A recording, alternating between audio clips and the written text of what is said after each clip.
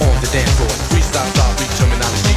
Freestyle style beat on the dance floor. Freestyle style beat on the dance floor. Freestyle style beat on the dance floor. Freestyle style beat terminology. You got to let the music. You got to let the music. You got to let the music move your feet. Your feet will continue moving with Joe Wilder. She's got a shiny happy playlist on the way. Jazz Show Week, Jamie from 9 from 10. Trevor Nelson's Rhythm Nation. OJ from midnight. Gemma Arterton on breakfast tomorrow, don't forget. From 9:30, the Piano Room with Ray. Have a gorgeous evening. See you tomorrow from 4 sharp. This is Radio 2 on the BBC Sounds app on your smart speaker and on 88 to 91 FM. BBC News at 7 o'clock. This is Harvey Cook. Rescue teams are continuing to work into the night searching for survivors of yesterday's earthquakes in Turkey and Syria, which are now known to have killed more than 6,000 people.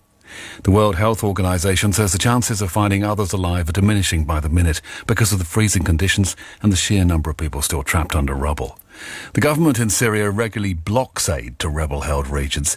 A spokesperson for the UN humanitarian agency, Jens Lerke, has called for politics to be put to one side. It is imperative that everybody sees this for what it is, a humanitarian crisis where lives are at stake.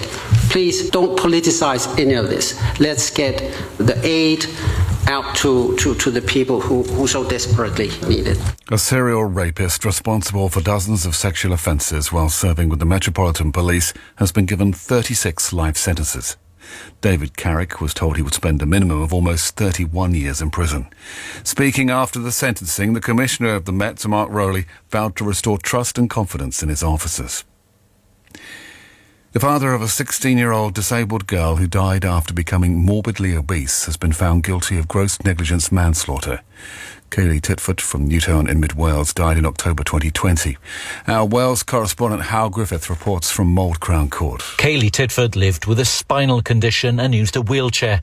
When the pandemic forced her school to close, she was left depending entirely on her parents and spent the next 6 months immobile in bed. By the time of her death, her weight had reached nearly 23 stone.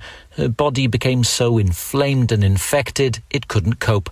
Her father, Alan Titford, described himself as lazy, but said caring for Kaylee was her mother's responsibility.